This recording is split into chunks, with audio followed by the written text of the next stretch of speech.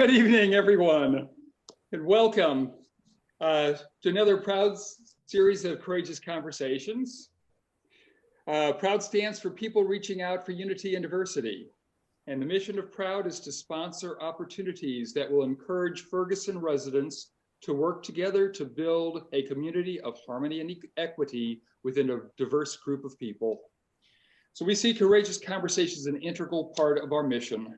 Courageous Conversations provide a neutral forum where we can listen to the diverse goodwill voices of our community, work to improve understandings between all of us, and find ways to work together to help heal our community and help move together into a better future.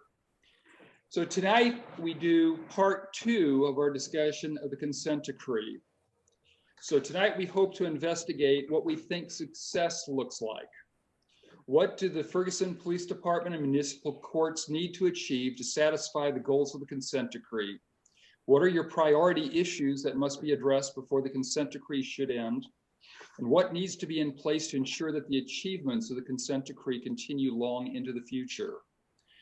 So we are extremely fortunate to have a special guest tonight to help us answer some of these questions. Ms. Natashia Tidwell is the lead for the consent decree monitoring team. So during our Courageous Conversation, the last time, we mainly talked about the consent decree as an agreement between the Department of Justice and the City of Ferguson. But there are a couple other entities that are also involved. The first is the Department of Justice. The consent decree is decided by a federal judge, and we may refer to her tonight. It's the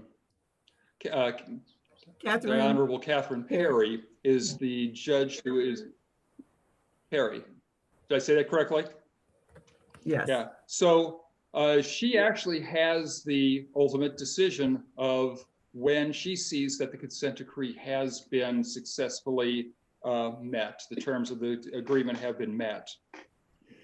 The fourth group that's involved is the monitoring team, and they are the center between all these other 3 groups. They are the liaison between the other 3.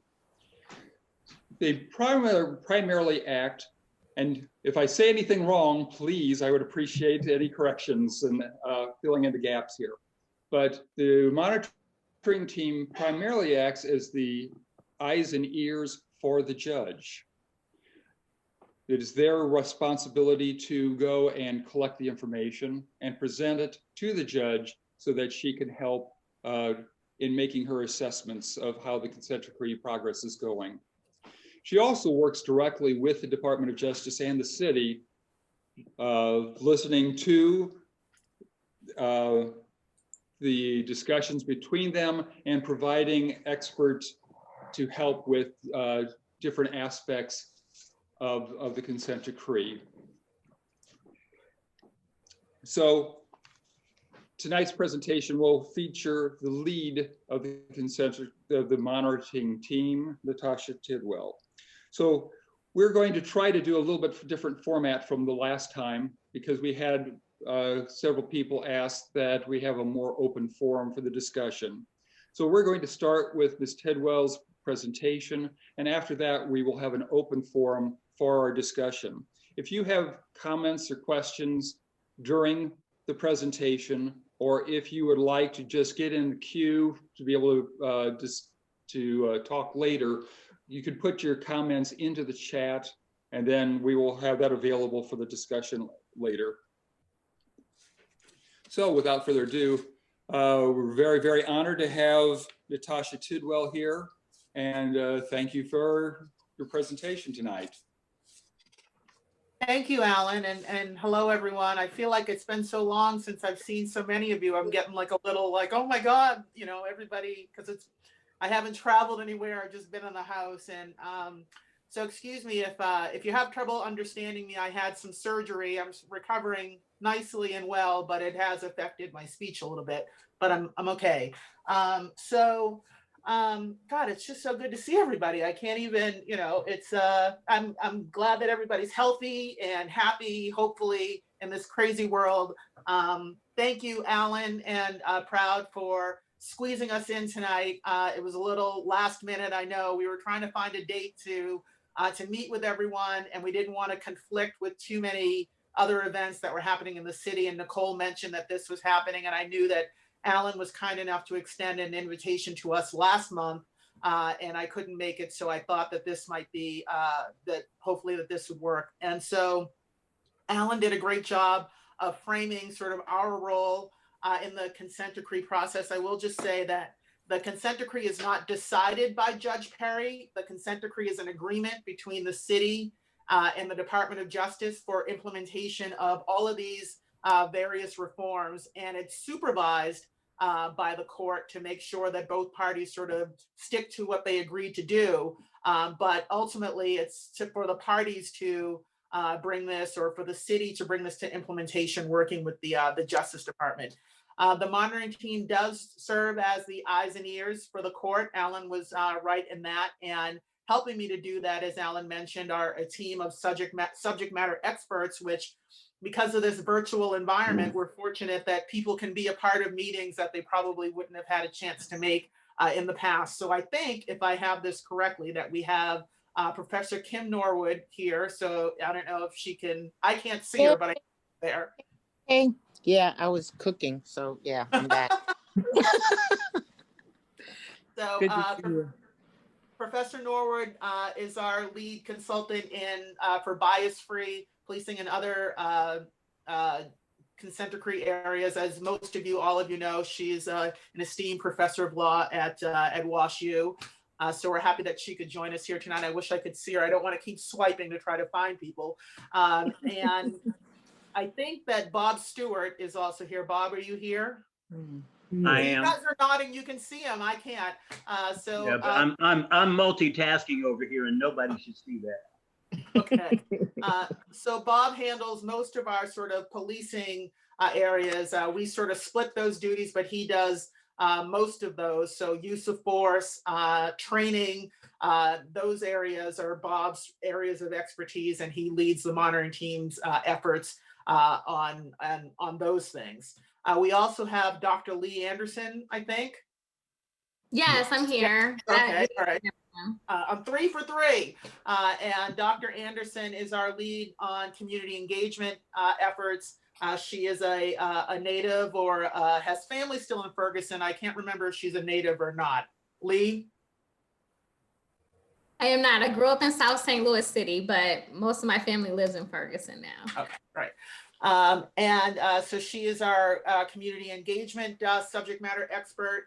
And then last, and certainly not least, is Courtney Caruso, who is just recently named the deputy monitor here in Ferguson, because she is my right hand and my left hand, and keeps the trains running on time, and gets everything sort of organized, and works closely with the consent decree coordinator, Ms. Barton, in the city, and gets everything sort of organized, and runs point on a lot of the things that I, just can't sort of, I'm just not organized enough to do. So say hello, Courtney. Hi, everyone. Good to see you. Hi, Courtney. So, ooh, I got my own echo back at myself. So I wanted to obviously leave time for,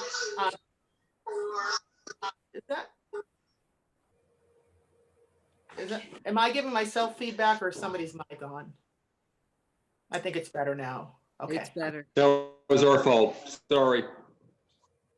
Okay. And I just saw that Kim Norwood's, she just sent out a chat that Mayor Jones sure sounds nice. And I should say, yes, I've been calling her Your Royal Highness ever since the consent decree started. So now I guess I have to switch to Mayor Jones.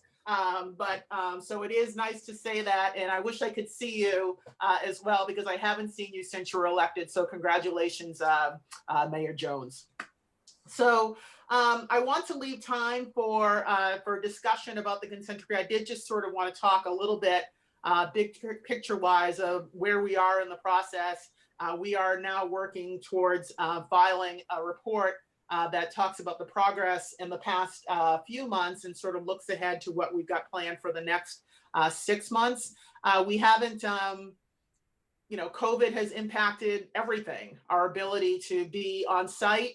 We recently had some meetings with the city, some virtual meetings. We used to try to meet, at least once a year, particularly around the time of our status conferences with Judge Perry, but we haven't been able to do that. And I think in the early part of COVID, we all thought that, well, just pause because we'll be out of this pretty soon. So there's no need to sort of think long term that this is going to be the way things are.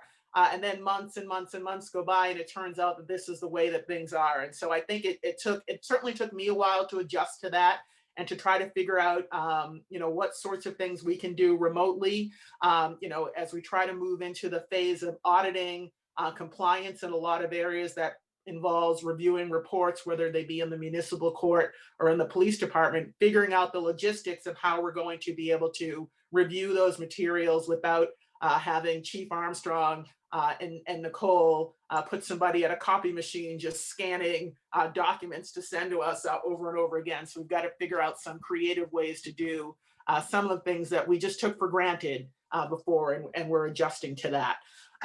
So we are preparing to file our semi-annual report that talks about our activities, but more importantly, discusses what is yet to come in year 5. And I think the big, the big focus, or the foci for year 5, which we are in, July began year 5 of the consent decree. For those of you who don't know, we're going to be focusing on training because I think most, if not all, of the major policies have already been implemented, have been drafted and implemented. Some, if not all, have been through the sort of roll call briefing for full implementation, but some have been implemented for quite some time, so we can begin auditing those. But in terms of the department's training program, that it would include in-service training and supervisory training, building that sort of training, how that's going to work to make it sort of systemic, that we have these subjects in in-service training. These are the things that officers will go outside of the department to get state certification for. These are the things that we can do in-house. So working to get sort of all of that into a plan so that it's consistent and people know, when training is expected and in what areas, and how to train consistent with what's required under the consent decree requires a lot of training, a lot of planning and coordination. And so that's going to be sort of the big, one of the big sort of projects for the city this year, is to come up with that training plan. And I know that the city has been working with a training committee comprised of some of the members of the NPSC. I think there is some thought to looking outside of that to the local universities for some additional subject matter expertise. But it's a really big project to try to not only coordinate training from within and get scheduling, that sort of logistical stuff, but to also think about what the consent decree requires. So for instance, if the state offers a training course in use of force, and Ferguson says, we're going to send our officers to the state use of force course, that's fine, and it would fulfill the officers' state certification requirements, the post requirements. But the issue is, does that training that the state offers meet with or cover all of the areas that the consent decree requires that the officers get in training? And so use of force is just sort of one example, but it would require someone to look at the post training, the curriculum, the lesson plan, all of the things that are covered, and compare it side by side, and do this gap analysis with the consent decree. And if for areas that from the consent decree that aren't covered in the state training, the city or the police department has to figure out a plan for how to get that, those gaps filled, whether they do their own training in-house, whether they go to some other outside training to fulfill those requirements, or best case scenario, the post or the state training covers all of the areas that the consent decree requires and more. But we won't know that, or they can't sort of show to the monitoring team or illustrate their compliance with that unless they, until they sort of do that side-by-side comparison as part of their training plan to show us sort of how they plan to meet the training requirements of the consent decree in all of these different areas. So that sort of is a really fulsome sort of project. It takes a lot of sort of some subject matter expertise. It's not sort of, intuitive, in some ways, particularly if you've got to build out your own training within to fill those gaps. And I know that Chief Armstrong is working with some department members to either have them become trainers on their own so they can come back and train the police department, their fellow officers. I know there's some talk about having outside departments come in to do some training in different areas. And I don't want to, I know the police department's working on that, so I don't want to say too much because I feel like that's their role to sort of, speak on how far along they are in those things. But those are sort of some of the things that go into putting all this massive training plan together. And that certainly is one of the priorities for year 5. Similarly is, and has always been, is community engagement has been a priority, not only for year 5, but for all years, and particularly just in creating a consistent community policing program that not only sort of touches upon community engagement in getting the police department out into the community with certain events. And I know it's hard to do that for everybody now with COVID, but I know that the police department has been making efforts to get out into the community and to have coordinated events, community engagement events, and has been working to build relationships with the neighborhood association. So all of those things, those community engagement type touch points are moving along. What we need is, what we're working towards in year 5 is still building upon that, but having it be in a way that's a way that we can measure it as the monitoring team. So how can we go in, is it structured in such a way that we can assess whether or not it's fulfilling the goals of the consent decree, whether these meetings with various neighborhood associations or with community groups are fulfilling the consent decree's vision of fostering these sort of trusting relationships with members of the community. Is the community being heard?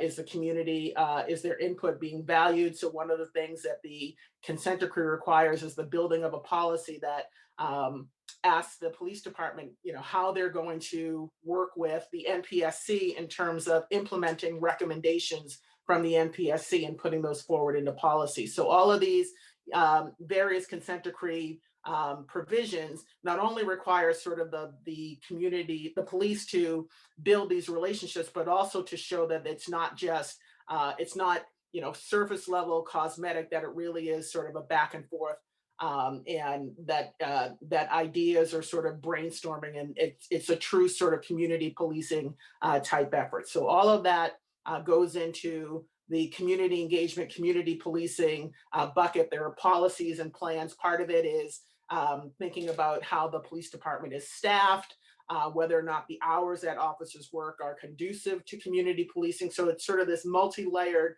sort of process with all these things working together, that it's not only just I know Ms. Barton has been working on the facilitated dialogues. Trying to do that virtually is also sort of a challenge we didn't anticipate, but all of these various different initiatives go into the building of the community policing and engagement program. And that's obviously one of the main priorities for year 5 as well. And then I think the last area that I talked a little bit about some of the audits that we're planning to do this year, whether it's in use of force, the accountability, internal investigations area will be auditing this year as well, to see whether the goals of the policy are being met. How are the investigations being conducted? Are they fair? Are they thorough? Do they meet with what's required under the consent decree? Both the internal investigations as well as any use of force investigations as well. And then the last area that I'll talk about before I hand it off to Dr. Anderson to talk a little bit about the upcoming community survey is the municipal court. which, you know, as many of you, if you've come to our court hearings, you know, was the one area that got started or had sort of a jump start on the consent decree provision. So the municipal court had started working towards implementation, or at least had made more progress towards implementation before the police department really got sort of going in terms of policy development, because there were a lot more policies to develop on the police department side than there were in the municipal court. And so much of the municipal court work was around getting rid of the old city ordinances around manner of walking and failure to appear, and sort of all of those policies that were rescinded. Much of the municipal court work was about making sure that no cases lingered under those charges. And so once the municipal court got through sort of dismissing those cases, it was time to sort of work through and implement the comprehensive amnesty program, which requires the dismissal of cases, pre-2014 cases, if there had not been any disposition on those cases. So essentially, if the person had never shown up to court and there was sort of this outstanding warrant for them from a case pre-2014, the consent decree requires that the case be dismissed unless there's good cause to keep it open. And the parties, the city and the Department of Justice, came up with good cause criteria, or criteria for what it means to keep the case open in pre-2014 cases, and the 2014 case. And the monitoring team has sort of gone through to see that the cases that are kept open under these good cause criteria meet the criteria, so that we can report out as to hopefully the successful completion of the comprehensive amnesty program. And I'll say that we're almost there.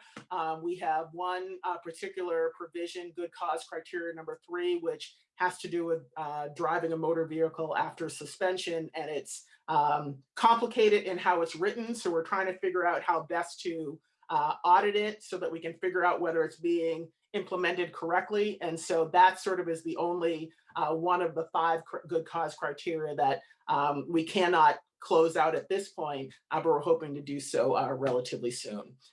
So all of that will sort of be laid out, hopefully in a much more articulate way and a lot slower in our semi-annual report. And as I think I mentioned to Alan and to the folks on our listserv, this is not the only opportunity that, this will not be the only time that we come or in this way to discuss the semi-annual report and the progress on the consent decree. We're going to set up another sort of virtual town hall type event once we get past the Thanksgiving holiday and get the semi-annual report in a little bit more final condition so that we can report on that. And so I want to turn it over to Dr. Leigh Anderson, who's going to talk about the upcoming community survey and what our plans are for trying to do that this year in this new normal.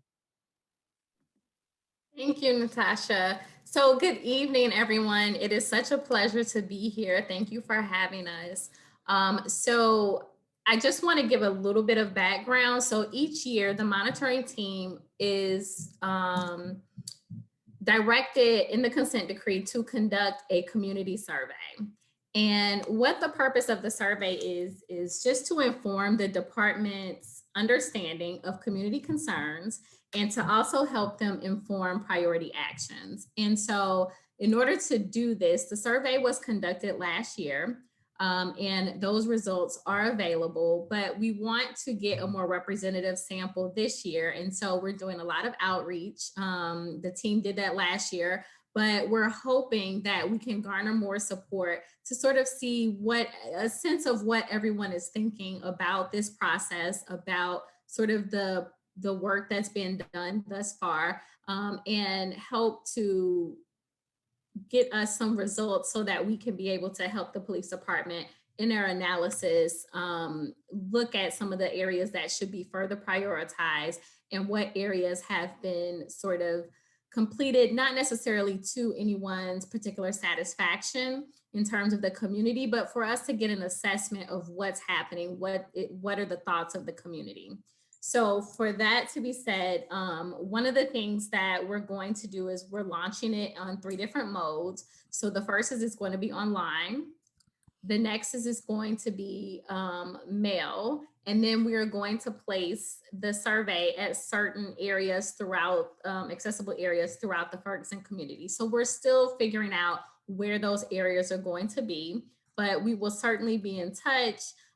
We've already had the pleasure to speak with the apartment building managers and being able to get them online. And so this is great, and a great opportunity to speak to you all, to encourage you all to please take the survey. And I know for me, one of the things that I think about when I'm being asked to take a survey is what are the parameters? So one of the things that I wanted to do was to talk to you all about one of the first questions, right? So what are you anticipating? And so some of the data that we're collecting. So one of the questions, how well are the police doing at the following? And I'm just going to list a few of the areas, okay? Fighting crime, dealing with problems that concern your neighborhood, being visible on the streets, being available when you need them, responding promptly to calls for assistance, helping victims of crime, and treating people fairly regardless of who they are. So a lot of these different questions basically are rooted in something that the consent decree already represents. And so we're able to gather information based on people's responses and be able to do an analysis and to present that data on how far we have come and where we need to go after that. So I would encourage your support of taking the survey. Please, anyone else that you know, encourage them to take the survey. There are multiple ways to access the survey. So when you see it pushed out, please participate and encourage others to participate as well. Thank you so much for your time. And I'll just add sort of one note where Leigh mentioned that one of the modes was by mail. So we are going to send out postcards to, we have a voter registration list, and we also have a list of people who had some interaction with the municipal court in the recent months, because we want them, whether they live in Ferguson or not, to sort of be able to weigh in on the survey as well.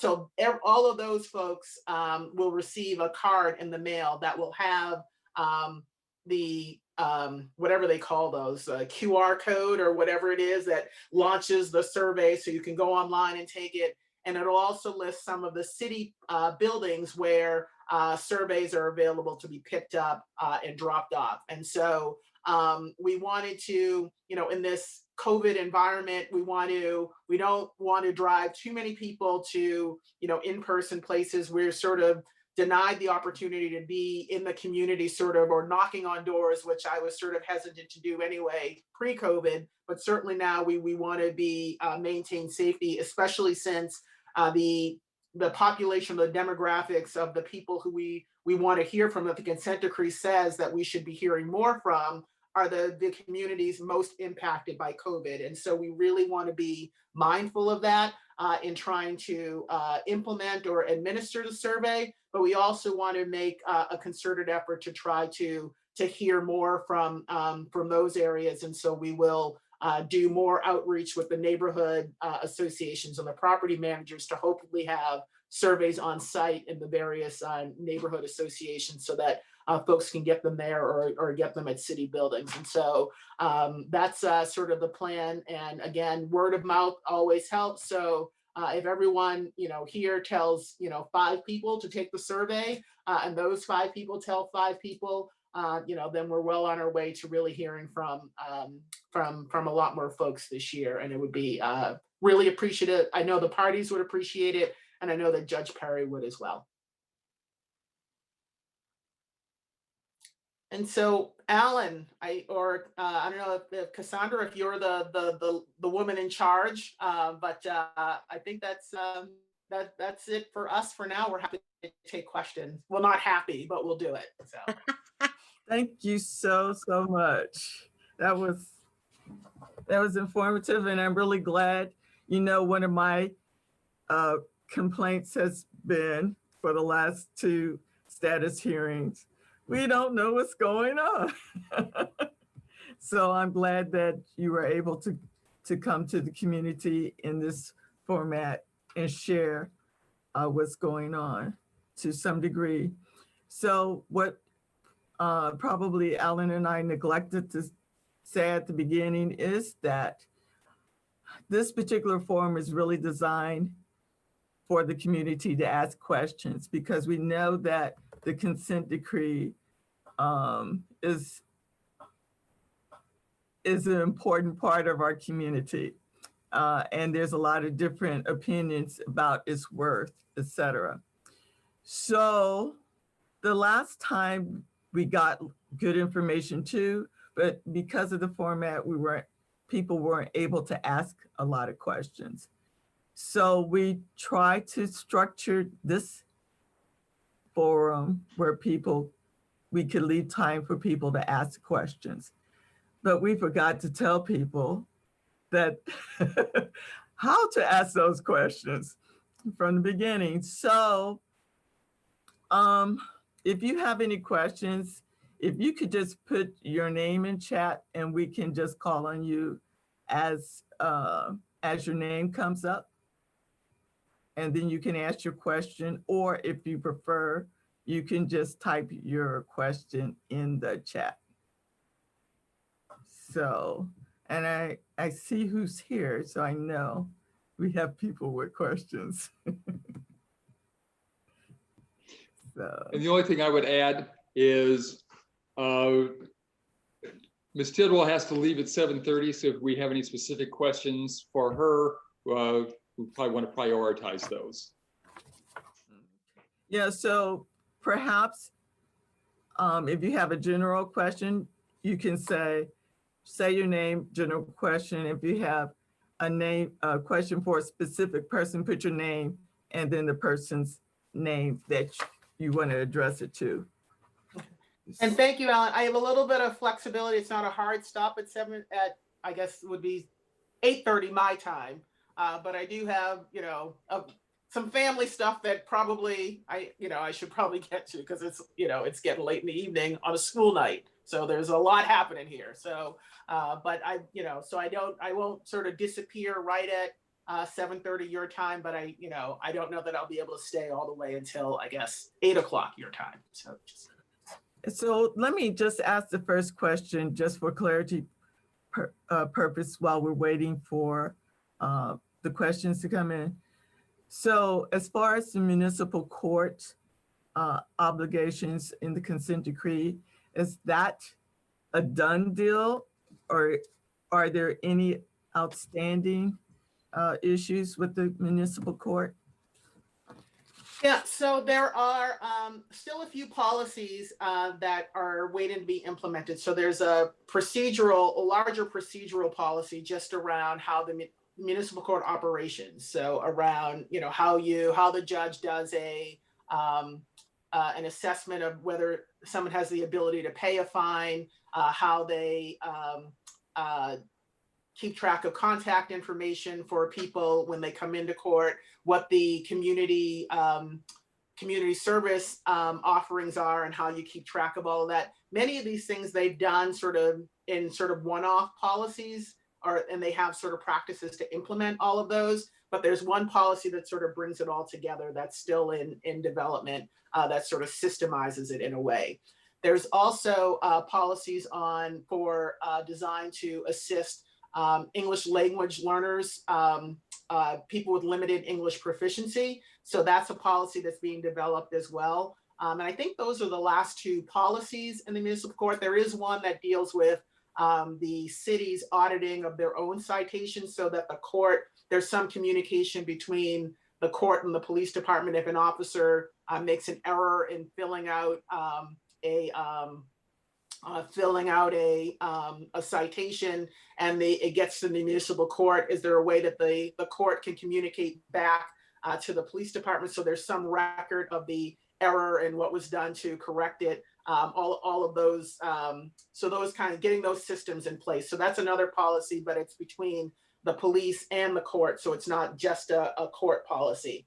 And those are the last two policies for the municipal court. But as I said before, there still is this piece on the comprehensive amnesty program and sort of having that finalized and completed. And we're just, getting sort of a handle on or figuring out how we're going to audit and assess the good cause criteria 3 and the cases kept open under that criteria, which are the largest number of the cases that remain open, is sort of the question that remains that we're still working through. Okay, thank you. Mhm. And I think probably 10 questions came in. No, let me see. So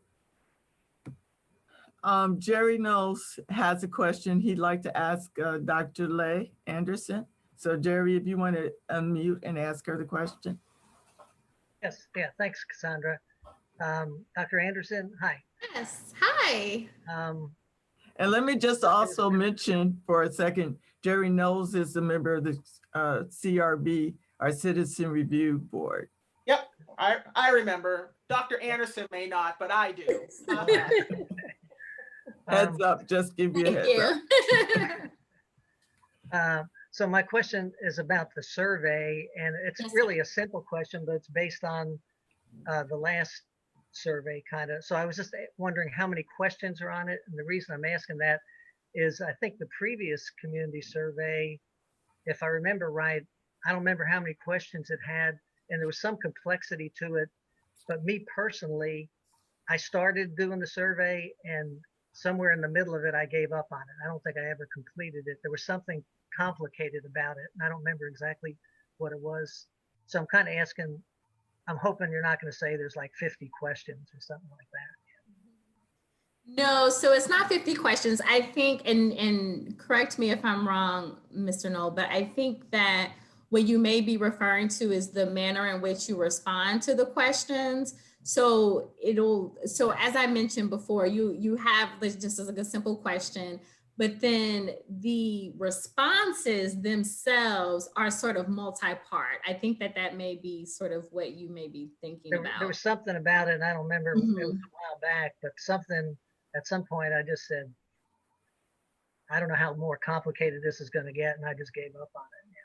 Yes. And so, I'm glad that you brought that up, because I would encourage everyone to sort of, as you're thinking about the survey and thinking about telling others about it, that it's really something that we would encourage everyone to, on a day when you're relaxed, have a seat, when you have a moment, having a cup of coffee, cup of tea, and just go through and think, sort of methodically about your responses, right? And so I completely understand survey fatigue. It is something that happens all of the time. Just the other day, I was at a store, and before I could check out, they wanted me to do a survey. And I remember thinking, oh my goodness, right. So I got to question number 2, and I was like, how long is this survey? I just want to check out and go. So I completely understand. It can happen with 3 questions. It can happen with 50. And so the good thing is that there aren't 50 questions. Again, I think that the format in which the responses are collected is what you're probably referring to. And so it looks like, Natasha, do you have, or Courtney, do you have I have the survey up. Yeah, but I will just say, so it is the same survey, because what we want to do is we want to be able to track sort of what the responses were in the first and last year, and how they differed, if they differed in second year. So you want to have that consistency throughout surveys, but it's helpful. We do have some, and as some of you may know, the Police Foundation in Washington, D.C. is the one that sort of that created the survey, because they've tested the questions. It's a long sort of process to sort of have questions that are properly calibrated, and sort of so that you don't get sort of false negatives or positives or whatever it is. So they have created the survey. We do have some room to sort of either change or move around questions, or I don't know how much we can simplify it in that way, or get around sort of the multi, if your answer is yes, go to number 40. If it's no, go to number 20.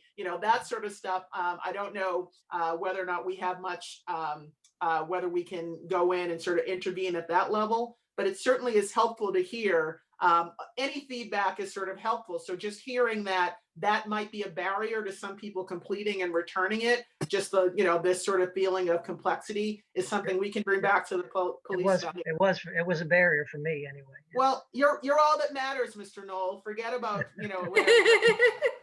So, No, Okay, and but this I'll make the effort. Courtney. I'll make the effort this time. Yeah. Okay. Well, this is Courtney. I just wanted to add additionally that not all of you don't have to respond to every single question. If you want to leave some blank, you can leave them blank. There is a second part of the survey that asks you if you've had a recent interaction with an FPD officer. And if the answer to that is yes, then you get a second set of questions. But if you say no, then the survey is over. And if you say, yes, I've had an interaction, but I don't want to answer additional questions about this, the survey is also over. So that's some added context. And the only other thing is I saw a question about the time frame. We're anticipating that mailing to go out in December. So we're looking at near future for the survey for everyone to be aware of. and when we say December, we mean the first week of December. So we may sort of put it online or sort of, just release it before that, which would be like, maybe around, the end of next week or early the following week. So it may be that the survey, you might get a message on our listserv or some other with the link to the survey to just start taking it. We're not sort of waiting for the card to go out, but we do want to make sure that we've got the locations nailed down and confirmed where people can pick them up so that we can put that on the mailing that will go on the postcard that's going to go out there. Confirm, corroborate, substantiate, verify, authenticate. And Courtney, you reminded me that was one of the questions that threw me, like an interaction with a Ferguson police officer. And I was puzzling, are they meaning just like any interaction or like a crime stop or something? So I said, well, yeah, I've had interactions with police officers. And then it seemed like the series of questions after that didn't fit at all the type of interactions I had. So that was one of the questions that threw me for a loop. When you mentioned it, that reminded me of that. Yeah. So I forget what path it led me down, but I thought, well, my interaction doesn't fit any of these things. So. Anyway, Mr. Knoll, really quickly, I don't want to take up too much time, but when you mentioned sort of the difference between your interactions and what the survey captured, how drastically different was it? It's been so long ago, I don't remember. It just okay. Like Dr. Anderson, would this yes. classify as an interaction with me being in this meeting? Say if we were having this meeting in person. And so I think that's kind of, the questions of what people are getting at is what classifies as an interaction. Sure. Okay, thank you, Chief. Okay, understood. Okay. Because I'll see the chief sometimes at the CRB meetings and stuff like that. And I would say, okay, I've had an interaction, but I don't know that the survey would lead me down a path of saying what kind of interaction that was. Okay, so it was the classification of the interaction that was the issue. Okay, understood. Thank you. Okay, so was wearing that tie at the meeting when you interacted with him? I've never seen that. Nobody has ever seen this bow tie before. I brought this specially out for this special occasion. So let me just, with that question, so it will be introduced by December, it sounds like, and you expect to wrap it up by end of January or? No, last time we did about 90 days. I think it'll be about the same this time. I think we extended it a little bit on the last year because there were some events that we thought we might be able to increase participation. So we held it up, but it'll be at least 90 days. That sort of is the floor. Okay, thank you. Yeah. So Mildred Kleins has a question about community policing. Mildred. Hi, everyone. So my question is, and I guess it's to Natashia. So I've seen other municipalities, police departments in Ferguson. Now, I was just wondering, I remember at the very beginning, we were talking about how if anyone came into Ferguson from another municipality, law enforcement, that they would have to abide by the guidelines that was set in our consent decree. And so I was wondering, is that still going on? And something that a few weeks ago, it was Calverton Park Police Department, which is the sister municipality. They were in Ferguson, but it wasn't any Ferguson police around. So I was just wondering how much in the loop are you all, the monitors team, how much in the loop are you all about participating municipalities coming into Ferguson, policing, answering calls, or assisting or whatever, and are they following the guidelines? Because I know at first a lot of people didn't want to come into Ferguson because they said that we were, we were too strict.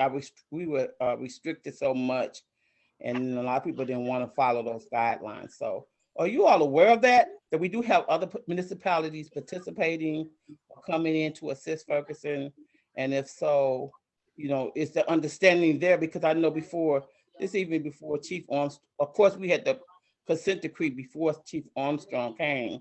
So, just wondering, are you all aware of that as well? Sure. Thank you. And hi, Mildred.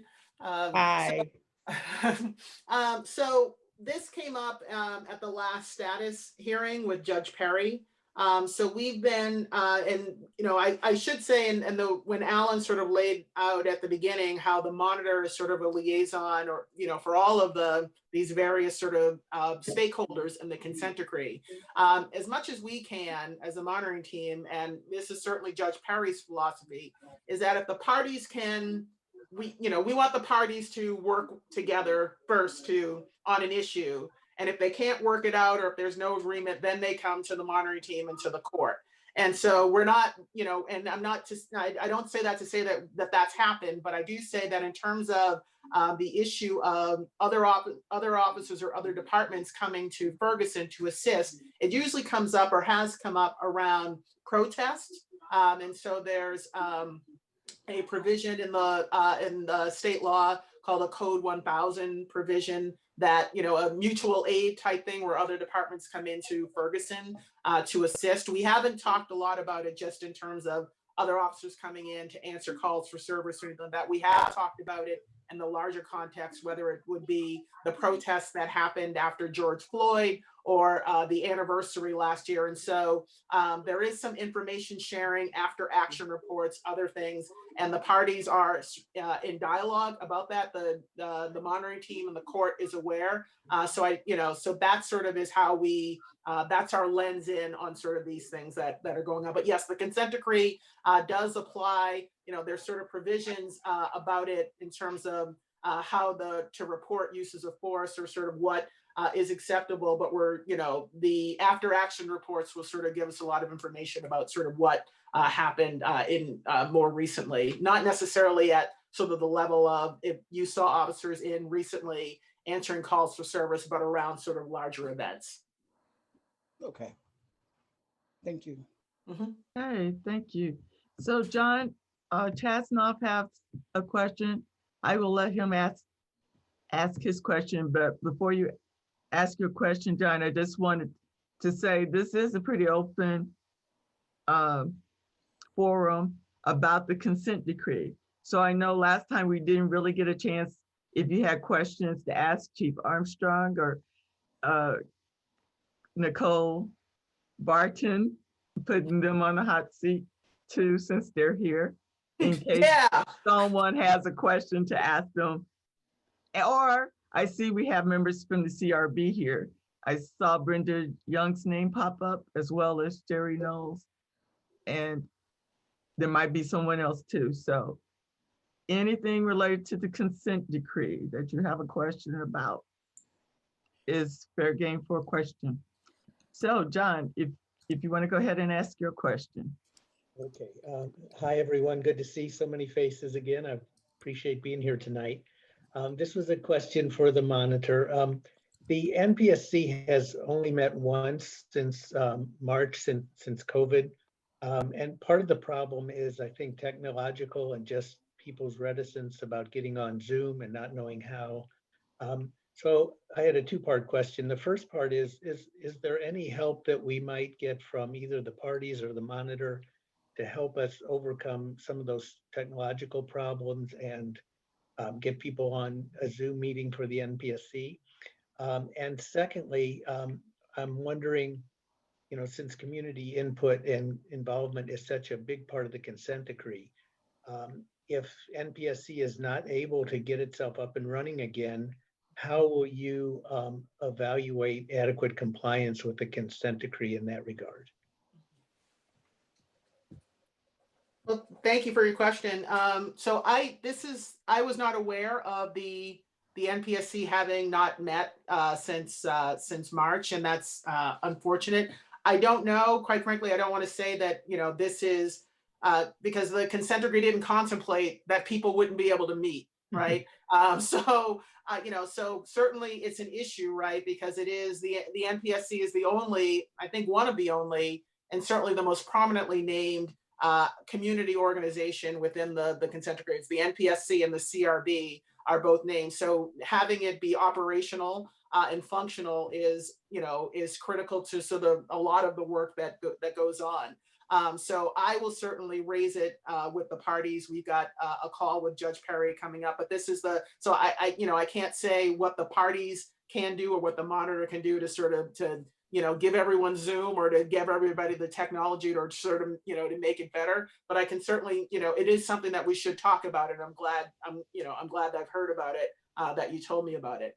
And so the other piece, much like all of the other consent decree provisions that have been impacted by COVID, when we try to, and I know the department and the city have made efforts to try to, have workarounds through virtual, whether it's the facilitated dialogues or other things to try to, keep things moving, particularly on the community engagement side of things, which is the most challenging to do in this remote environment. And so we, as the monitoring, I think that Dr. Anderson can speak to this probably, more, she's probably got more insight into this. We don't want to sort of foreclose that, well, none of that counts in terms of your compliance, that you're doing things online, because the consent decree says that it has to be done this way. But we're also can't be in a position where we, that we grade everything as if it happened in person when it's happening in a remote environment. So figuring out the balance between some credit,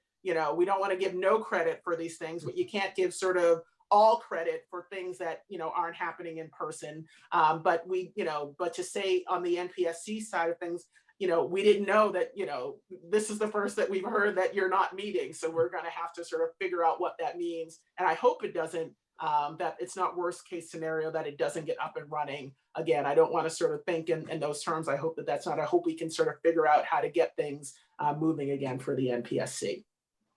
Okay, This is Nicole.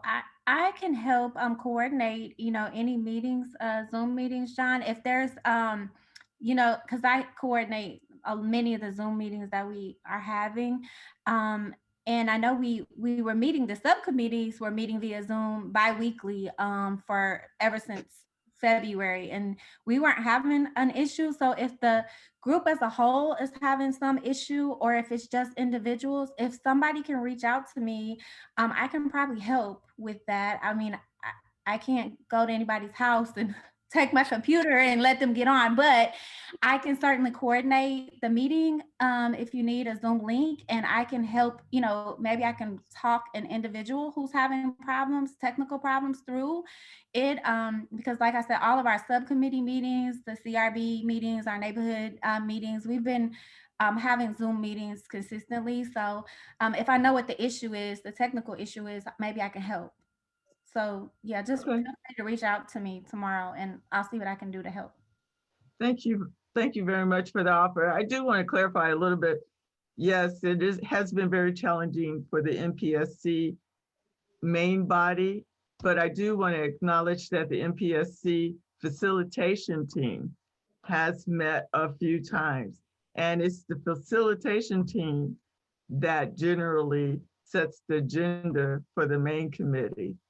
So there have been some meetings, even as late as August. Mildred was the last NPSC facilitation meeting in August. I think, because I remember at the park. I think it was. It was at the park. Yeah, it So- was in August. Mhm. And we the community engagement, the MPSC community engagement team, we were meeting every other week and we never By Zoom. stopped. So Yeah. yeah, I think we can work it out if I just know. Well, what we to- had that deadline. We were trying to get a document to the DOJ. And so then we breathed. Okay, so thanks. So Nes Savalas has a question about implicit bias in training. So Nes, do you want to ask your question? Well, I wrote it in the box, so I'm not sure if you can hear me clearly, but this is Nes Savala. I can hear you. And my question is, does the consent decree require implicit bias training for city employees? If so, how does the executive order impact training? And I'm referring to the executive order in my description that basically vilifies diversity training for organizations that receive federal funds. The president's executive order. Yeah. Okay, I So- remember. I don't know who the question was directed to, but I could answer it. That No, I was executive- directing it to whoever was going to be able to answer. So thank Okay. you, Chief Armstrong. No problem, man. Yeah, so that directive, that executive order was for federal employees, and that was training that was related to employees of the federal government. It has no bearing on a local police department here in Ferguson or any other local police department in the country. Thank you. And Ms. And Dr. Norwood. I think there was a part of her question that so the consent decree requires that the police department and the municipal court have implicit bias training. I don't believe it speaks to the city as a whole. I think it's just the police and the municipal. court. Okay, thank you. Right. So Dr. Norwood, did you want to add anything to that? Yeah, no, I would echo what both have said. Okay.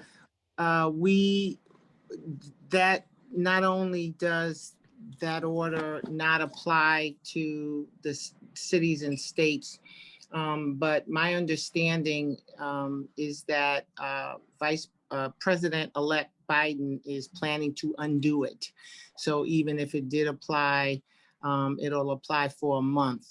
And then we'll be back in business hopefully next year for the federal entities that it'll apply to. So there's that.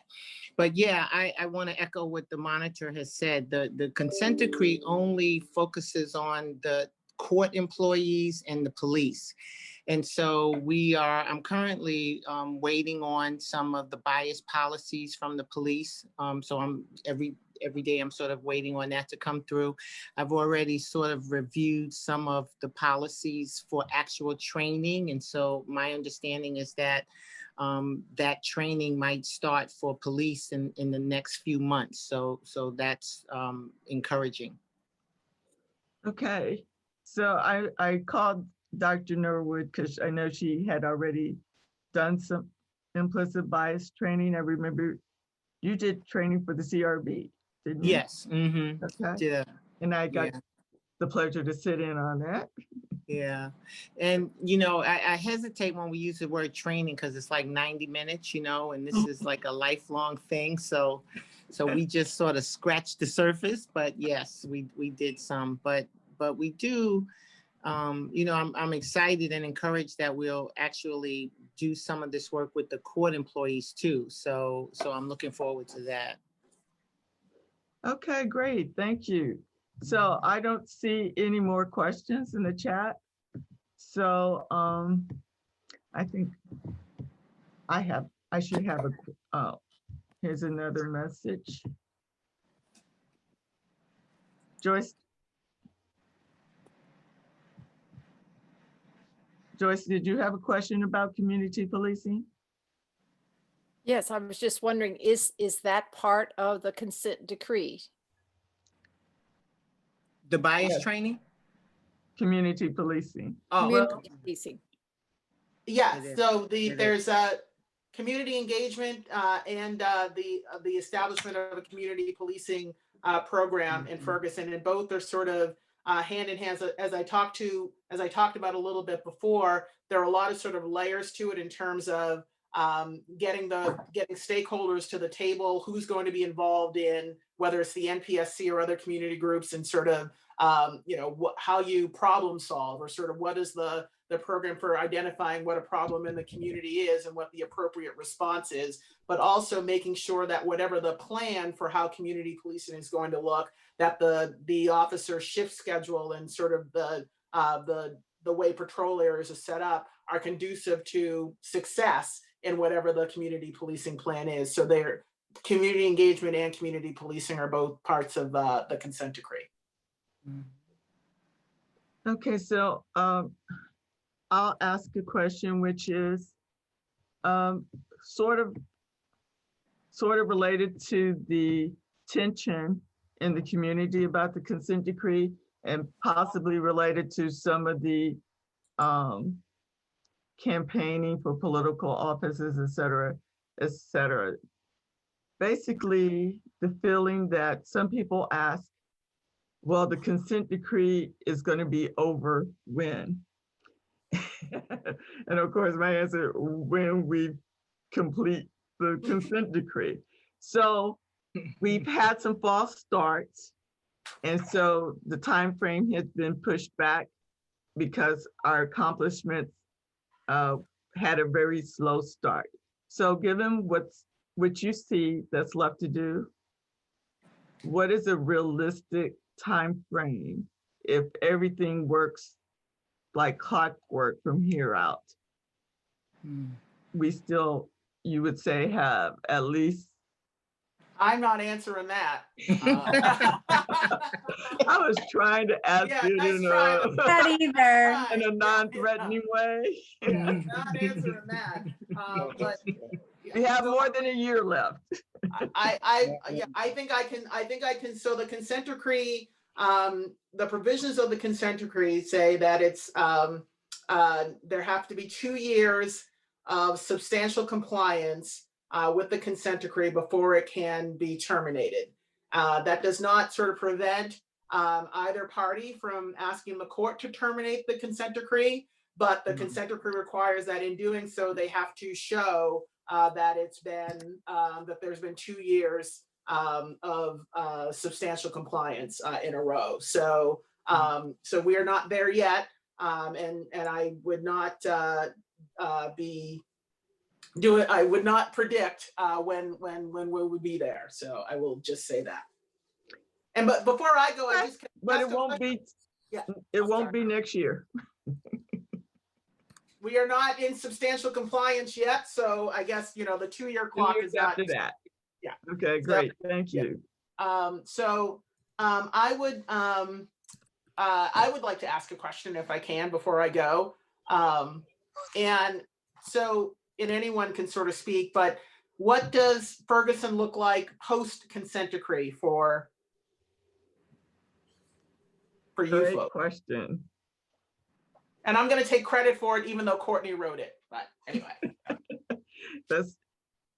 I think we all could have written that. I think Alan mentioned it at the beginning. What does it look like? So who wants to go first? Mildred, I'm picking on you.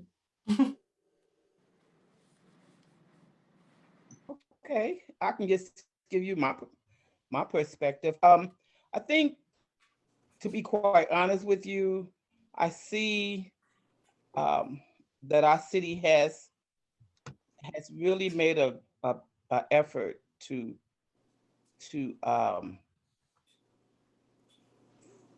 follow the consent decree. But I feel like sometimes it's like we take one step forward and one step back. That's just me looking at it.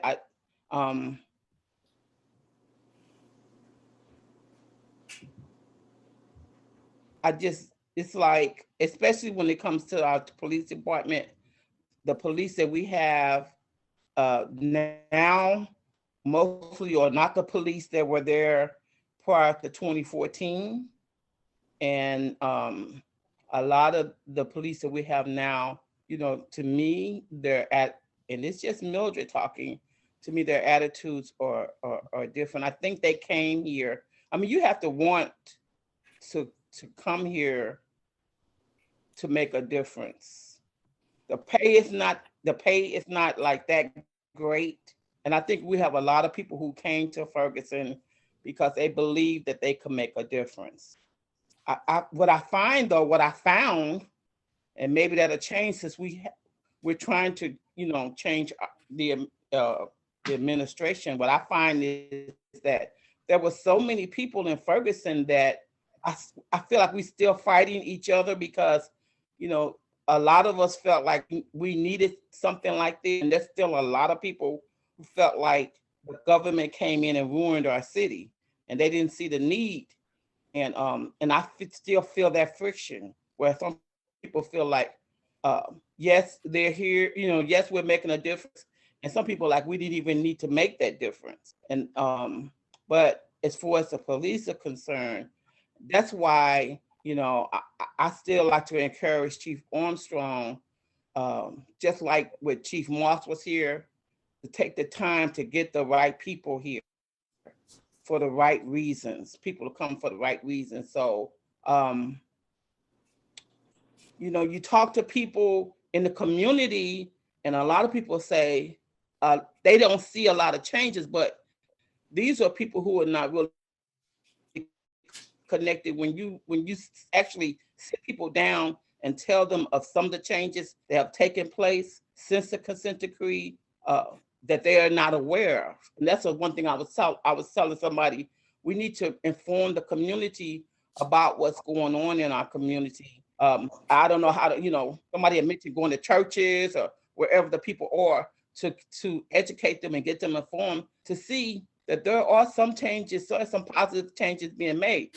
Yes, like Natashia said, we still got a long way to go before we call ourselves being in compliances for 2 years. There's still a lot of things, just with this police officer just in March or May, whatever it was, who did use the excessive force. He was on our police department. So we still got a lot of work to do. Not saying we're gonna ever be perfect, but I think we're a work in progress. And I see, me personally, I see us moving in the right direction.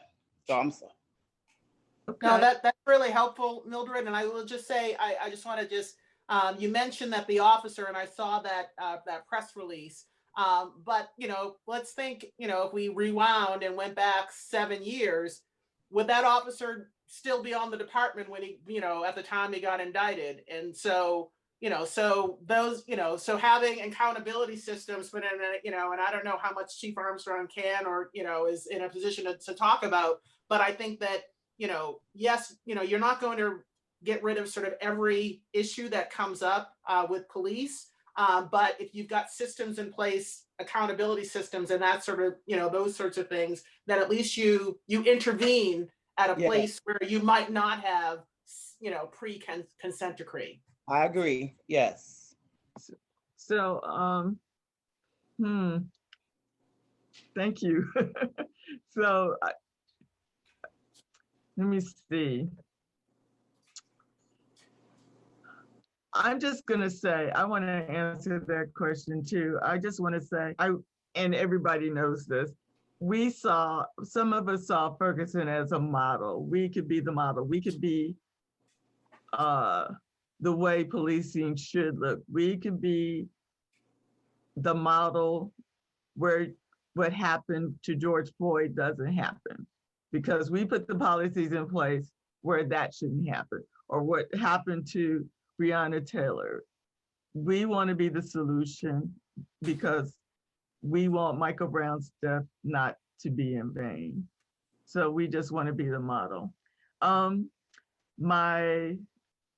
Our technical staff has noticed that the mayor is unmuted. She must have been muted herself. Do you want to respond, Mayor? We got a good team over here. Of course, Cassandra. I looked at the police department prior to Michael Brown and the police department we have at this time. even though, you know, some people talk about we've been through 5 police chiefs, I think the last 2, that including you, Chief Armstrong, has taken active interest in the community. And when I say I take an active interest in the community, Chief Armstrong is always working with Wesley Bell and some other officers, playing basketball with the kids, talking to them. And if we're going to change anything, it has to start with the youth. And I think that's where they're working at, is with the youth. The force has changed a lot. I don't go to roll call as much as I used to when Chief Moss was here, because a lot of the ladies, will get up 6 o'clock in the morning, because I think when you go to roll call 6 o'clock in the morning, that shows the officers that you're going out of your comfort zone, because no one wants to get up at 4:30 in the morning and put makeup on just to go see a police chief at 6 o'clock in the morning. So I think that effort needs to return, because they are out there protecting and servicing the community. And we as a community should show some type of, be reciprocal to what they're doing. In other words, we could go to roll call in the evening and say, hello, how you doing? We are glad that you are doing what you are doing. Even though you chose that career, we are pleased that you decided to come to Ferguson to protect and to serve us. So I see where the community can step up a little bit more and interact with the police. As far as our seniors, you find seniors don't have to call the officers as much as the younger people will. And since we are in the midst of this pandemic, I noticed the calls are on a rise, and I know the officers are doing their very best. So I see some other resources that can come alongside of the police and work with them. But all in all, there is a difference. And I just hope we continue to grow and continue to work to be the best city that we can be and the best police department that we can have. That's it. Thank you, Mayor. Okay, I see a message from Bob. Oh, go ahead and respond. So no, I was just gonna say, so I have to go. I wanna thank you again for inviting me. I think the team is staying, so they know a lot more than I do if anybody has any other questions, but thank you. It was so wonderful to see everybody. I hope that I get to see you again in person, you know, sometime soon, but who knows? But happy Thanksgiving, everyone. Stay safe and God bless. Okay, bye-bye. Thank you, and good Take care. recovery to you. Thank you. Okay, so Von Smith, you had a question or a comment. Do you want to go ahead and ask it? Hi, Mr. Smith. The question, thank you so much, Ms. Butler. The idea is the renewed effort to overcome negative images. There's a need to get the positive additions and interactions known. Question is there a real wise effort being thought out to reinforce that the positive stories or the positive interaction, the new additions?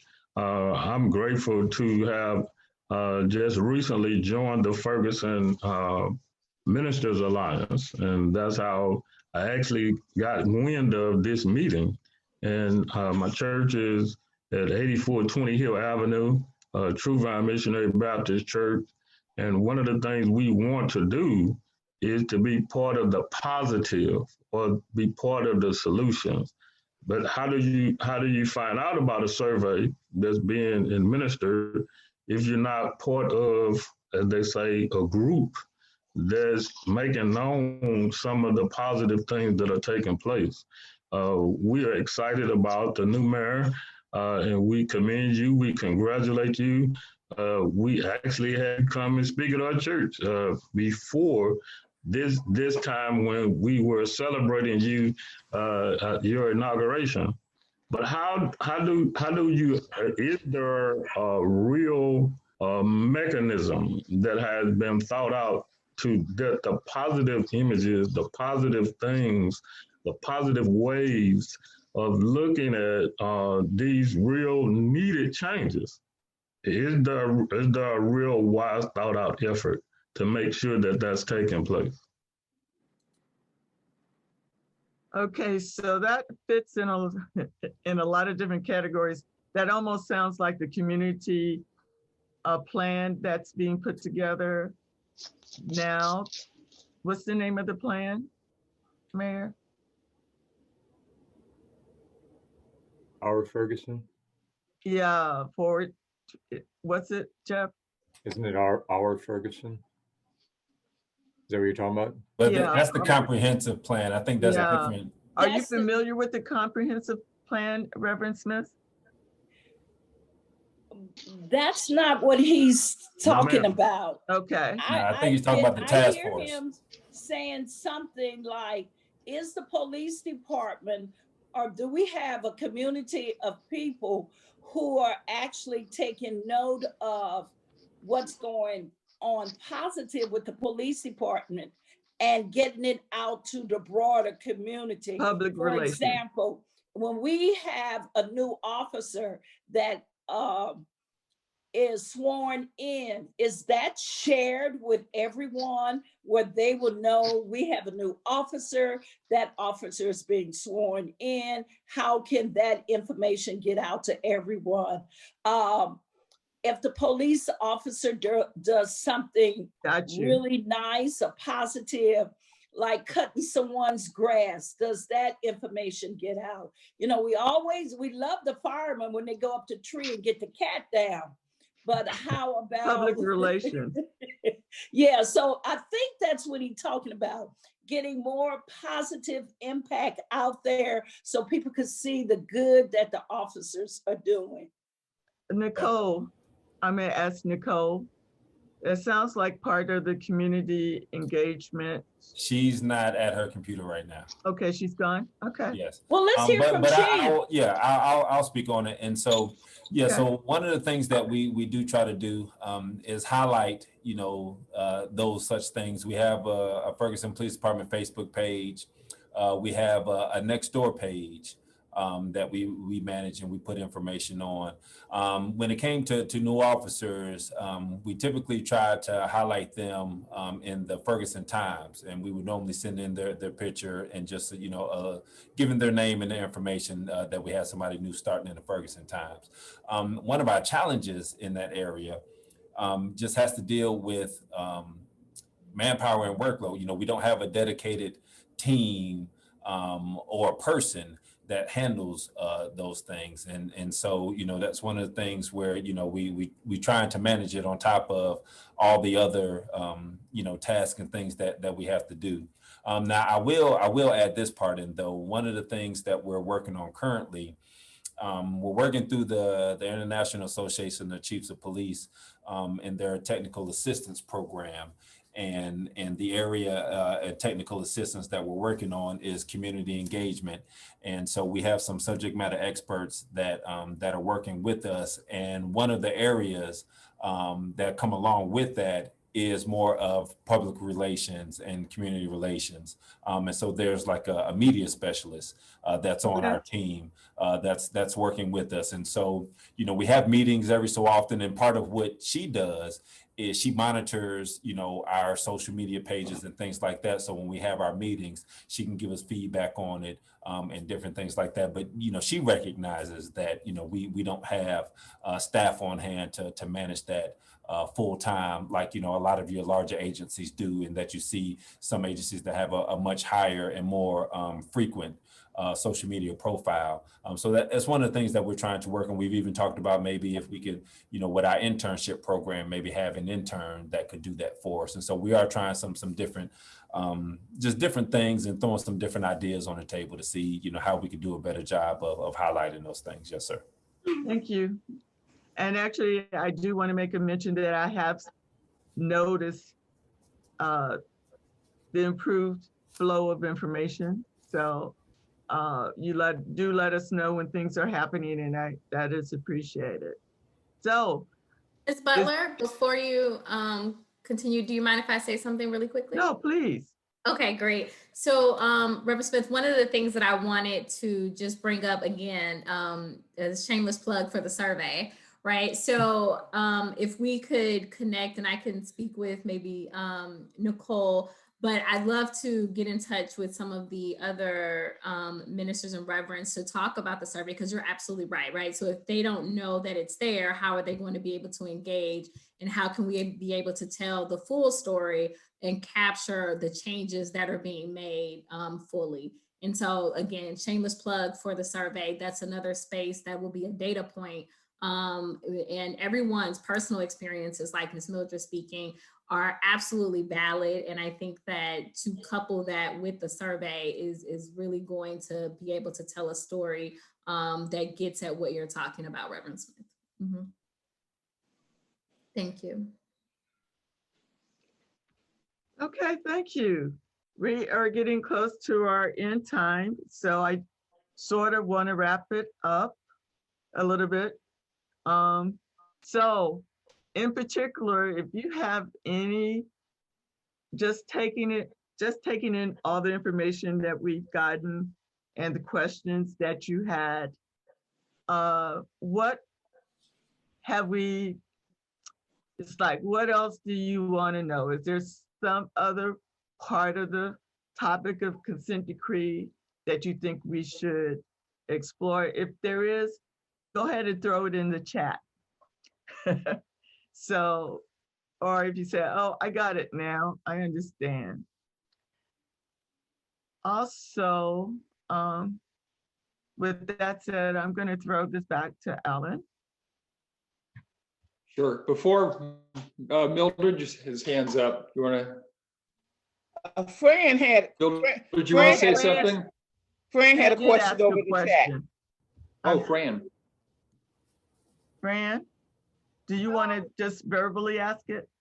Oh, yeah. Well, Ms. Tidwell is off the line, but I just wanted to get some clarification around Ms. Mildred's question that she asked. I don't know how many of you were on the last city council meeting that we had, but I specifically asked about that question to make sure that we were in compliance. And I know Ms. Tidwell talked about what question? The question that Ms. Mildred asked about other municipal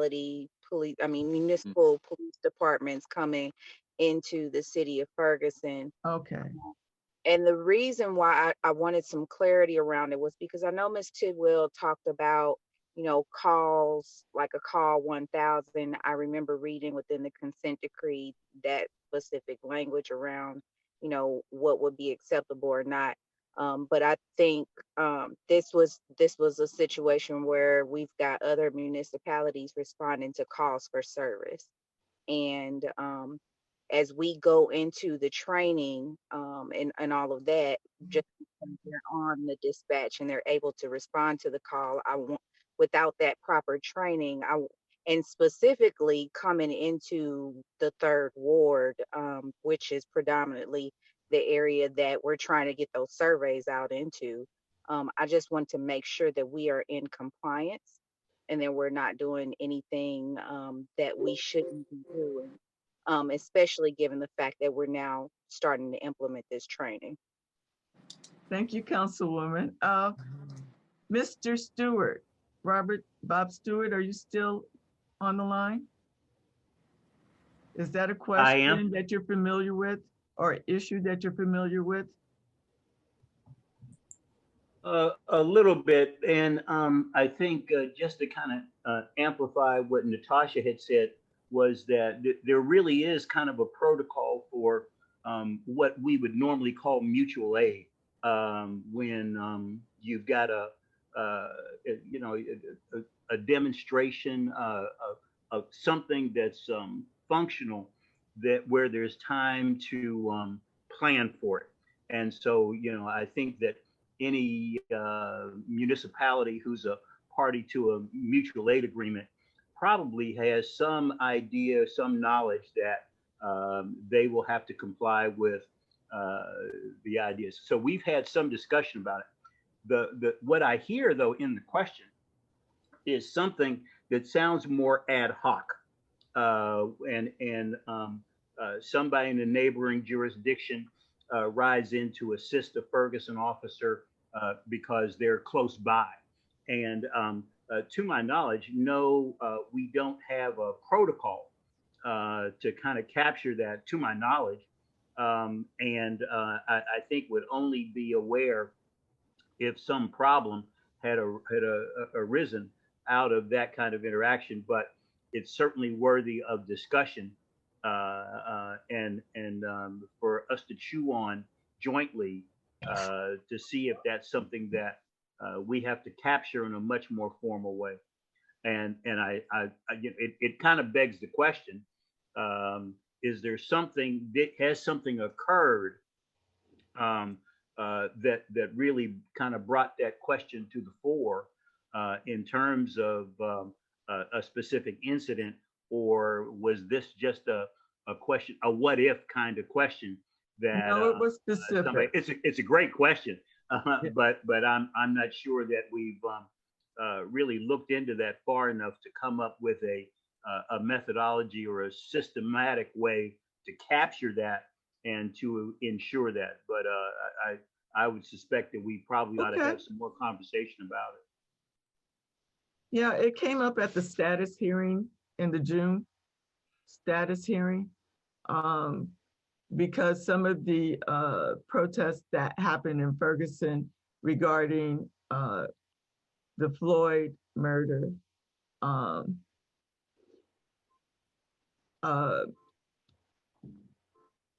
Ferguson had some municipalities assisted in Ferguson.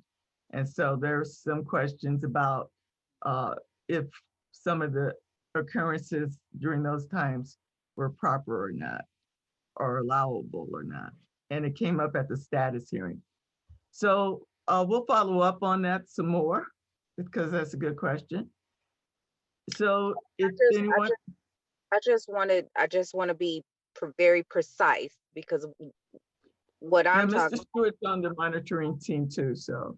Yeah, because what I'm talking about was not in reference to the action. It was in reference to a call for service that was not on a day when we had action. And so I want to know specifically if we, if that is allowed. And from what I'm hearing, and just to be sure, for what I'm hearing that there's no protocol, meaning there's no process for it, but I didn't hear an answer as to whether it's okay or not, specifically in regards to when there is not an action, when there is not, something that is pre-planned and there's a protocol in place, because that is what is happening. And so Ms. Griffin, is there any information you can provide about this call? Because like I said, I never heard anything about it until the council meeting the other day when you brought it up. And I've sent an email to Chief Buchanan from Calvin and Park to ask what it was or what was going on. But do you have any information about it? Because nothing was ever brought to my attention before that council meeting. So I don't know anything about this.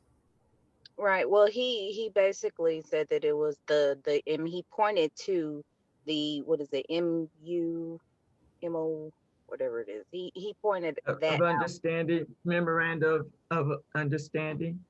Yes, as the reason as to why he was responding to a dispatch call. And do you know like the address, or like, it was actually on Halpin and Lorette in the 3rd Ward. It was on Halpin and Lorette. And like I said, I just so happened to be in the area, and initially there was no Ferguson officer present on site. I sat and waited and watched just to see what was going on. And then after that, a Ferguson officer pulled up, and I just wanted to know, they were standing back away. There was, I wasn't preventing, them from doing what they were doing. And since I saw him standing to the side, I asked, why is Calverton parked in the 3rd Ward? And he made sure that he explained to me that there was an understanding between them and the city of Ferguson, and that he lived in the 3rd Ward, and that it was no problem at all. And so I just want to, in the interest of making sure that the city is not crossing any lines that we shouldn't, I really need to have an answer to that question so that we can move forward correctly without doing something that's causing us harm, in an interest of just simply trying to have more people out on the streets to And help. that just might be a Calverton Park thing too, and we need to know that too, if he just made it up. So yes, do you have a date range of when this happened? I can make sure I give you a date. Because I can definitely give you a date. But it wasn't too much. It was literally just prior to our council meeting. So that's why I brought it up during there. Okay. Okay. Do you happen to remember which Ferguson officer showed up out there? I know what she looks like. It was a female officer? Yes, and that's a shame because I know her. I've seen her all the time. White female, black female? Black female.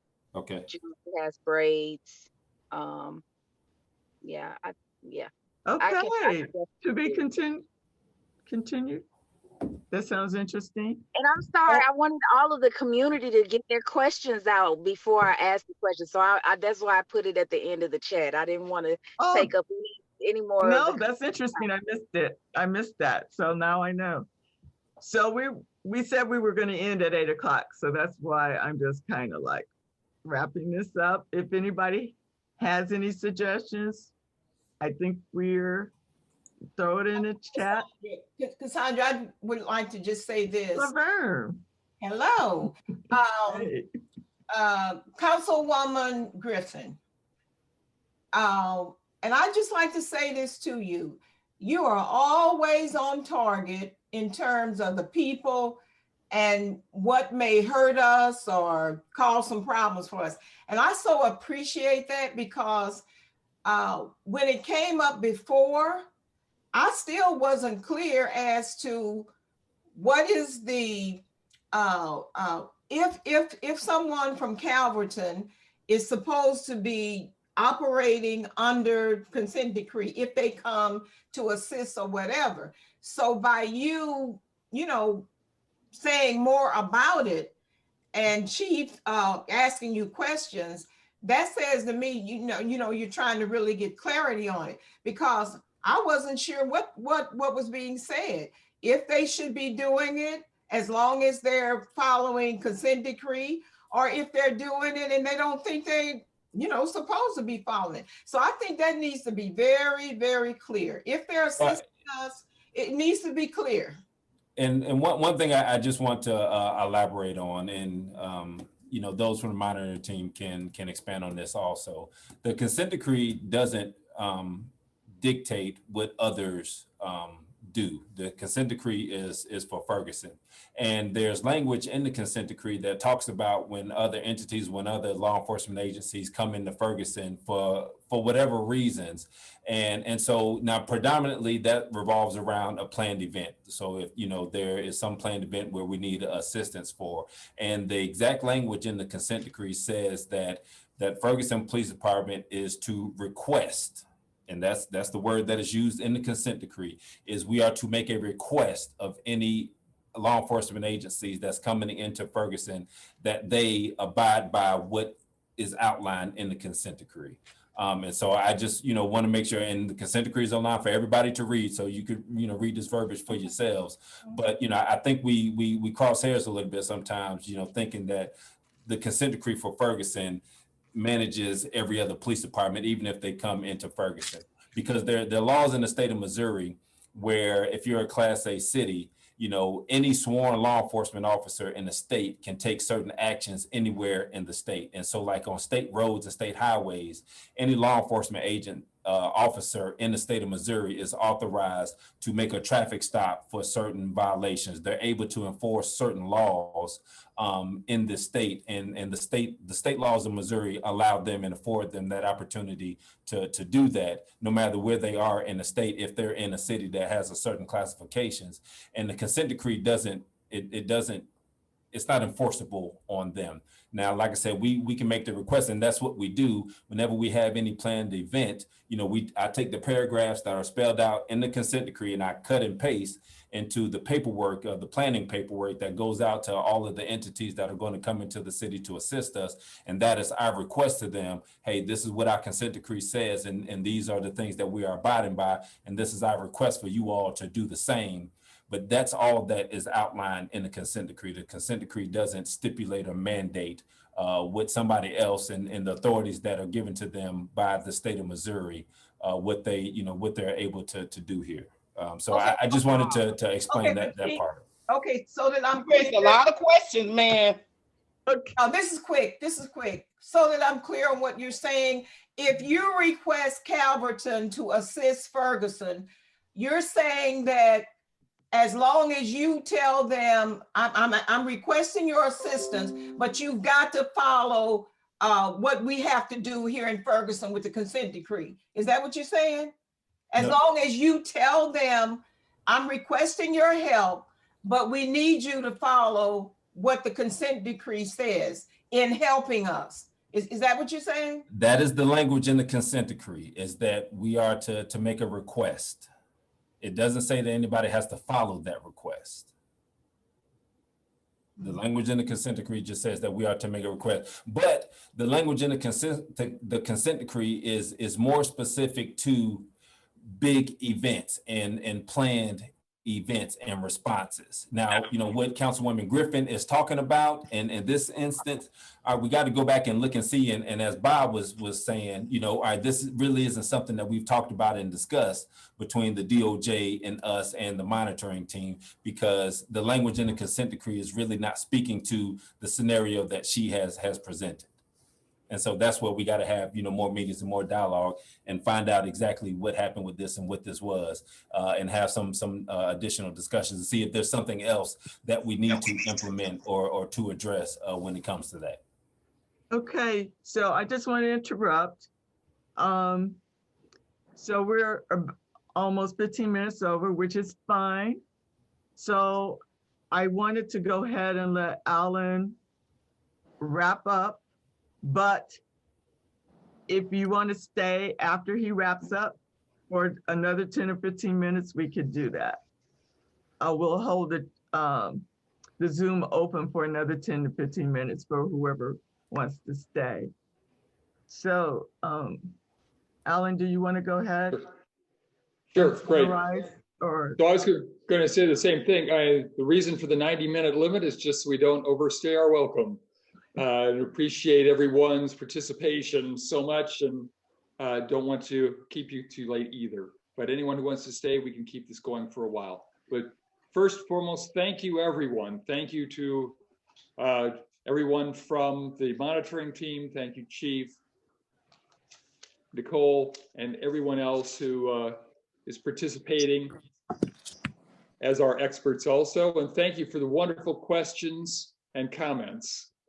There are 3 events that I would like to explain. The first one is we are planning our next Courageous Conversation, and we'd appreciate your input on what you think would be the next topic.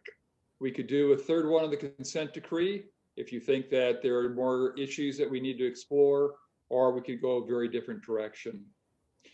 The second topic, we hope that's going to be in January. The second event you already heard is the monitoring team is planning a town hall sometime after Thanksgiving, and hopefully we can help get the word out for when that is. And the 3rd event is the next status hearing for the consent decree is January 12th at 11 o'clock, and it is going to be online. They're going to do it a little bit differently, that there's going to be either access through telephone, or there will also be, I think it's audio only, I'm not sure of this, but I think it's audio only through YouTube. So if you'd like information about that, please contact us. Obviously, the easiest way is always through our email, proud.ferguson@gmail.com. We are going to also trying to set up a web page so that we can post the video from tonight and from the previous consent decree discussion, courageous conversation also. So thank you very much, everyone. This is Felicia. I have a question. Hey, Felicia. Hi. I would like to know more about the FPD internship program. Chief Armstrong, I see that you're here. Can you share more information or direct me to where I can get more information? So we had a meeting with a professor from Harris Stowe State University a couple months ago, and they were interested in getting some of their students internship here with us. And so we have 2 of their students here right now.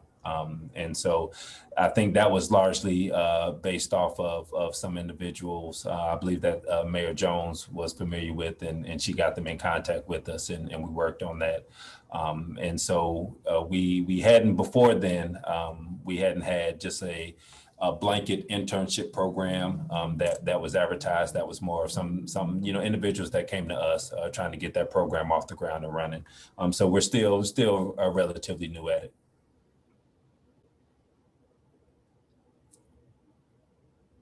Thank you, Chief.